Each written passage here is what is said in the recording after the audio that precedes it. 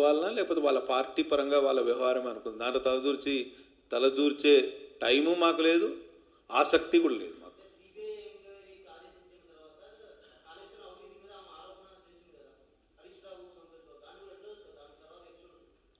మాకున్న బేసిక్ సమాచారం ప్రకారం కుటుంబంలో లుకలుకలకు కారణం పంపకాల్లో తేడా. ఆ పంపకాలు ఏవో సక్రమంగా చేసుకుంటే ఈ పరిస్థితి వచ్చేదే కాదు. ఇవాళ పంపకాల్లో అవినీతి సొమ్ము అడ్డగోలుగా సంపాదించి ఎక్కడ పెట్టాలనో తెలియక కొంత వీళ్ళిద్దరు ఆమె ఆరోపణ కూడా అంతే ఉన్నది. వీళ్ళిద్దరు ఎవరు, సంతోష్ రావు గారు మరియు హరీష్ రావు గారు కేసీఆర్ను నిండా ముంచిర్రు ఈ విషయంలో. వీళ్ళిద్దరు చేయబట్టే కేసీఆర్కు ఈ దుస్థితి పట్టింది అని కవిత గారు చెప్పారు. కాబట్టి నేనేమనుకుంటున్నా అంటే మా నాయకులు కూడా ఒక 2 చోట్ల చెప్పాను, మీకున్న సమాచారాన్ని సిబిఐతో షేర్ చేసుకోండి, తప్పకుండా వాస్తవాలు బయటకు వస్తాయి.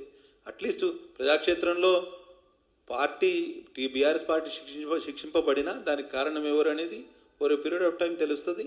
అవినీతికి పాల్పడిన వాళ్ళే ఎంతటి వారైనా వారిని ఉపేక్షించవద్దని సిబిఐని కోరుతున్నా. ఇవాళ ఐ థింక్ కన్సెంట్ కూడా ఇచ్చినట్టుంది రాష్ట్ర ప్రభుత్వం. కాబట్టి పూర్తి స్థాయిలో సిబిఐ ఎంక్వైరీ జరిగితే వాస్తవాలు బయటకు వస్తాయని నేను ఆశిస్తున్నాను.